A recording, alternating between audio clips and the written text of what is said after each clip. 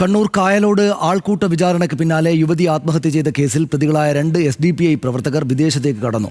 പ്രതികളായ സുനീർ, സക്കറിയ എന്നിവരാണ് രാജ്യം വിട്ടത്. വിവരങ്ങളുമായി നിഖിൽ അളവൂർ ചേരുന്നു. നിഖിൽ, പോലീസ് നടപടികളൊക്കെ ഊർജിതമാക്കുന്നതിനിടയിൽ തന്നെ അവർക്ക് കടക്കാനായല്ലോ. പോലീസിന് ഒരു വീഴ്ച ഇക്കാര്യത്തിലുണ്ടോ? എന്താണ് അതിന്റെ വിശദാംശങ്ങൾ? സനീഷ്, ഏതായാലും ഇക്കാര്യത്തിൽ പോലീസ് പുതുതായി പ്രതി ചേർത്ത 2 പേരാണ്, സുനിൽ, സക്കറിയ എന്നിവരാണ് വിദേശത്തേക്ക് കടന്നുവെന്ന് പോലീസ് ഇപ്പോൾ വിവരം ലഭിച്ചിരിക്കുന്നത്.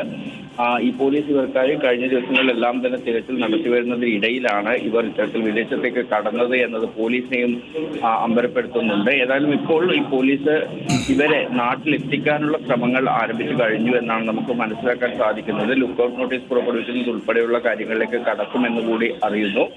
ഈ ആൺ സുഹൃത്തിന്റെ പരാതിയിലായിരുന്നു ഇവർക്കെതിരെ വിവിധ വകുപ്പുകൾ ചേർത്ത് കേസ് രജിസ്റ്റർ ചെയ്തിരുന്നത്. തടഞ്ഞു വെച്ച് മർദ്ദിച്ചു, കവർച്ചാശ്രമം തുടങ്ങിയ വകുപ്പുകളെല്ലാം തന്നെ ഇവർക്കെതിരെ ഉണ്ടായിരുന്നു.